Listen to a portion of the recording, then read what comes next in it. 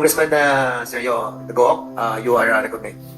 Thank you, Mr. Chair. Good afternoon, everyone. Tapos na po yung session sa plenary. Kami na lang po ang maiwan dito. I would just like to manifest for the record, Mr. Chair. As an ordinary taxpayer, no, I am very disgusted. Kung pwede pa lang, Mr. Chair, na mahiwalay yung binayad ko na buwis na hindi mapunta sa mga ganitong yung sahod. Kasi second term ko na to as member of both this committee and Committee on Dangerous Drugs.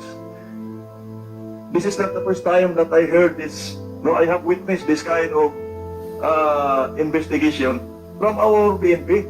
Kaya medyo, kung hindi lang sana ako member ng House, hindi na ako magbabayad ng buwis. Pare-pareho lang naman ang mangyari. Makakalabuso tayo dahil hindi ako nag-tax evasion. Kasi napakasakit po sa isang ordinary taxpayer, no? Na ganito ang ating mga opisyal ng PNP. So, with the presence, Mr. Chair of Napolcom, Attorney Bernardo, wala po ba kayong nakita na kailangang drastic measure para kung hindi man ma-eliminate, mabawasan man lang yung mga ganitong investigation sa Committee on Dangerous Drugs at saka dito sa public order kasi this is a live committee hearing. Siguro kung ako yung nasa mga hindi ako magpapakita na yung mga nandito na malinaw po na nagsisungaling kayo. Tapos may mukha pa kayong baka bago may yung suspension ninyo, baka kukuha pa kayo ng sahod ninyo. Maawa naman kayo sa mga nakapila. Hanggang alas 9, alas 10 ng gabi. Tingnan nyo yung ordinary workers natin. Nakapila walang masakyan. Ang withholding tax nila, inagsasahod sa inyo. The line of questioning of our chair sa Transpo, the line of questioning of all the members of the committee, no? Kahit hindi ako abogado, hindi ako pulis, no? Talagang malinaw na may kasalanan po yung mga yung mga officers na nagkakandak ng search na yun. And I agree with the finding na pagpirin ko talaga to. Kasi hindi na po search na. So, from the point of view of Napolcom, ano po yung kailangan natin gawin? Nasa tabi ko po yung bago lang siguro tong graduate. Ano po bang pwede nating gawing pagbabago Napolcom at saka yung mga patakaran natin na yung kultura natin, practice, bitbitin lahat yung bakit ganun, bitbitin yung buong may dahilan kayo dyan. So, Napolcom, can you, for the record lang na may namin recommend sa committee, may nakita ko ba kayong mali doon sa recruitment, doon sa training, etc. etc. Bernardo, please. Thank you, Your Honor. Siguro po kailangan mag-set na example We will support the initiative of the NCRPO. At yung decision po nila, maybe appeal doon sa Regional Appellate Court. We will ensure that swift justice will be meted out without preempting the possible appeal to the Regional Appellate Court.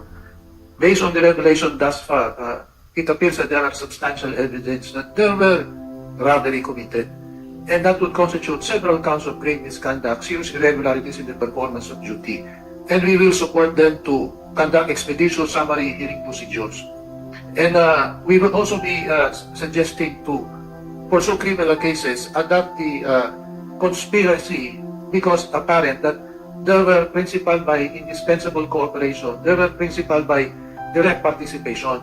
And it would appear that there are witnesses that can be utilized to substantiate how this plan has been hatched and how has this been developed, planned, and executed. We are confident how these things are being conducted thus far by the National Capital Region. Your Honor, if we set this in example, then we would be consulting the Committee on Peace and Order and Safety to afford the commander the authority to put them on stockage so that this would prevent further damage to the evidence and set a swift examples. At the moment, Your Honor, we can only suggest preventive suspension, but we are inclined now to support some initiative that if the evidence is overwhelming, if the regional director or the chief PNP or the Napolcom is convinced that there are serious violations and the evidence would warrant the same, to put them on stockage already to prevent further. Mr. Chair, with all due respect to Napolcom Vice Chair, hindi po yun ang gusto kong marinig, I am raising a point na Halimbawa, tatanong ko sa inyo, in 2023, ilang PNP personnel na po ang nakasuhan at ilan yung na-dismiss? Based on your record. Sa 2023 lang. No, it would be at the vicinity of, I think what has been dismissed both from the level of the PNP and the NAPOLCO, we have the vicinity of 800, Your Honor. Okay. 800 na po yan. 2023 pa lang. What I'm saying is, kahit gawin nyo pa yung sinasabi mo ngayon, that will not cure the problem. Ang tinutukoy ko, wala pa kayong nakita na pwede natin gawin. That's why, nagsabi na ako, baka mayroon tayong gagawin sa recruitment, procedural, sa system. Yan po yung hinahanap ko. Kasi, dinoble na natin yung sahod. Kasi, ang justification, para hindi nagagawa ng kalukuhan dahil maliit yung sahod. Dinoble na natin yung sahod. Dumoble, triply, yung gumagawa ng kalukuhan. So, meaning, this is not a matter of magkano yung sinasahod. Nasa otak talaga nila yung pagka-criminal. Sorry for the term, pero they are doing criminal activities while they are law enforcers. Malinaw po yun. Sa 4 na taon po ako na member ng Committee on Dangerous Drugs at saka Public Order and Safety, ang dami ko na pong nasaksihan na may otak criminal po yung some of our PNP personnel. That's the thing that NAPOLCOM, no? And the hierarchy of PNP should address na hindi tayo makarecruit man yan kung sa recruitment, but you revisit yung mga recruitment policy natin, criteria, kung sino ba yung ipasok natin sa PNP. Otherwise, ulit pa tayo nag-hearing ng ganito, tas kulong, dismiss, recruit na naman ng panibagong parehos ang utak. Hindi po magandang tingnan sa ating mamamayan. Yung pinaghirapan nila nag-overtime, withholding tax, ibabayad lang sa mga utak kriminal. That's the point I am raising. Kasi isawa na po ako sa ganitong overtime, 6 na oras na hearing. Just, no? Pag-usapan lang yung mga ganito, wala na itulong to sa ating lipunan. Hindi to makagaan hindi to makapababa ng presyo ng bigas. Nakasakit na to sa dibdib ng mga nagtatrabaho na ordinaryong empleyado na yung buwis nila ay binabayad na pansahod. So, I want to raise a point na NAPOLCOM and the hierarchy of the PNP should address na mabawasan man lang, ma-minimize yung mga ganitong utak na mga law enforcers natin. Baka sa recruitment yan o sa mga patakaran na pinahiram natin ngayon na pwede palang bitbitin lahat yung mga... Kasi gusto ko itong mga tao na to. Wala pa mga tao doon sa bagong assignment mo na pwede mo ma-autosan, pwede mo ma-organize. Otherwise, ay kung ganun yun, nasaan yung training natin PNP sa leadership? Eh kung gusto mo, ayaw mo nang mai-train yung natnan mo doon na assignment. Kasi gusto mo bitbitin lahat. So I hope na the NAPOLCOM can submit to this committee as soon as possible time. Ano ba yung sa tingin ninyo pagbabago na gagawin doon mula sa recruitment hanggang doon sa yung mga standard operating procedure na mapawasan man lang, hindi ma-eliminate lahat. Thank you, Mr. Chair. Your Honor, please, if I may, would just like... Okay, go ahead. Briefly. Your Honor, please, there are 228,000 well-abled body in the Philippine National Police. These are dedicated and sincere uniformed personnel and non-uniformed personnel. The few people that we have been seeing here are exceptionally manifesting criminal perversity, but this is not the representation of the PNP. We could rely to the good men and officers of the PNP. Ang totality po, yung karamihan po, mas marami pa po matitino talaga. And the recruitment are continuously being addressed, Your Honor. Ito lang pong mga tulisang ito ang dapat talaga maubos doon sa ranks ng PNP. You would see, may mga patrolman, may mga sargento who are testifying against those nefarious activity. These are manifestation na hindi rin po papayag yung mga mabababa. At may mga officers din na hindi rin po mapayag na sumusunod. Ito yung nagpapakita na merong pagbabago sa loob ng organization. Meron pa rin po talaga maraming tulisan pa rin na naiiwanan. But these are currently being addressed doon sa program ng PNP at ng NAPOLCO of internal cleansing. Ito nga lang po, kailangan lang po talaga magkaroon ng example para magkaroon ng deterrence. What we are currently doing now is a good showing of deterrence. Siguro sa darating na mga ilang araw pa, ilalabas namin yung iba pang mga disposition po. As a matter of fact, I would agree that the percentage of these, can say na mga scalawags, is wala pang 1% yan sa totality ng police force natin. And the reason why we're trying to find out and ferret the truth out of these different operations that are nakita natin that are spurious ay para totally kung 1% na to ay patanggal natin. And with all the reports that were submitted to this chairman, we found out that those who have been heard, no, dito sa hearing na to, marami na rin po na-dismiss. As a matter of fact, mga more or less mga 30 na mga PNP personnel were already dismissed and meron na pong kaso ng criminal. And I will be asking General Lantates and the group of the PNP to submit to us. Kasi what I reported was Region 4A lamang.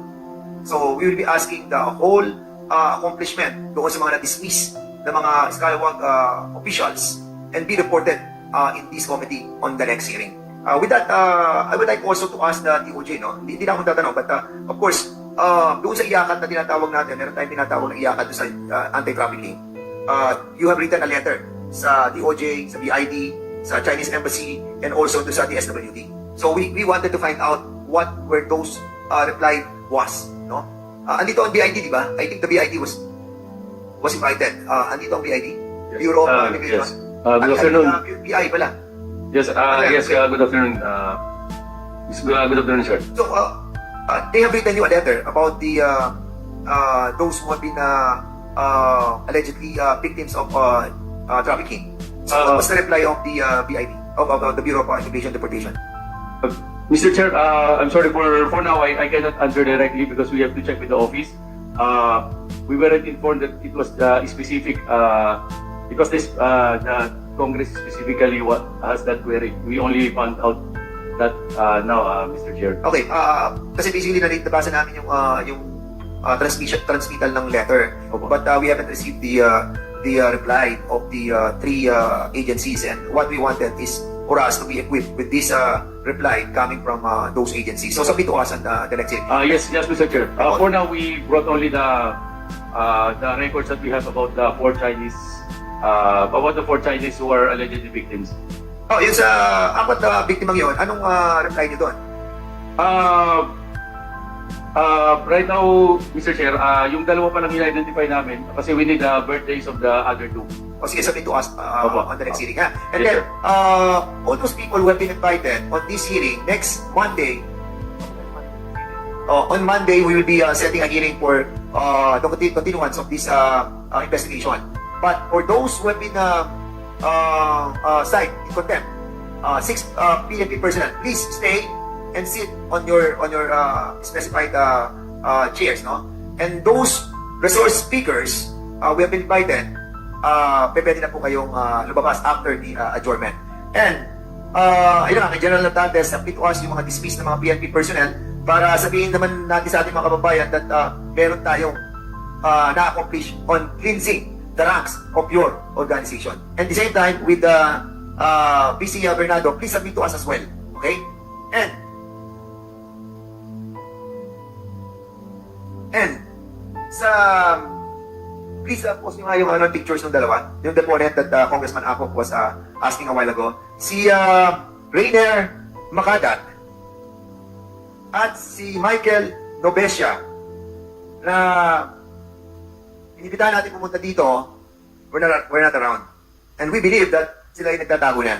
But kung sila po ay nandiyan lamang sa ating mga kababayan, nanonood, tulungan po ninyo kami na mahanap ang mga taong ito sapagkat makakatulong na malaki para po masubstantiate yung mga ebidensya na hawak po namin. And at the same time also, Sergeant Lord Antonino,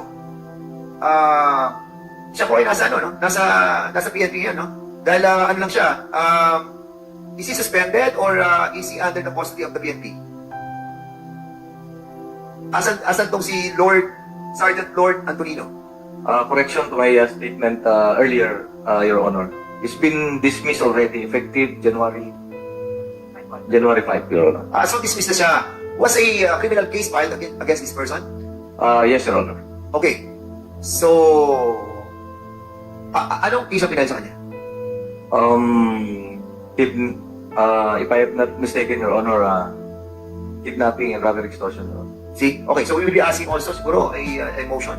Hindi na, okay na. So, hindi pa siya. But we will try to invite this person as well because he might be missing link between Mr. Sean and the group of this SPD. Okay, with that, I need a motion. Mr. Chair, Yes, Congressman Taco. before we ask for the favorite motion, may I respectfully request the Chair to direct the NCRPO to locate the two deponents and Mr. Antonino to be present sa next hearing. So we will be asking the General Natates to locate these three personalities, which is so crucial on this investigation. Si Sergeant Antonino, former Sergeant Antonino, si Ranger Madakat, and the Michael Emotion. And Mr. Chair, may I request the Sergeant at Arms already to take hold of the 6 PNP personnel Yeah. supposed to be detained for Yes. contempt. So accordingly, after the adjournment of this committee, the Sergeant at Arms is hereby directed to bring all those personnel who have been cited into contempt in our custody. So, motion. Do I hear a motion for adjournment? For suspension. So I hope that we suspend the hearing, Mr. Chair. So there's a motion to suspend the hearing. Duly seconded. Hearing no objection. This hearing is now suspended.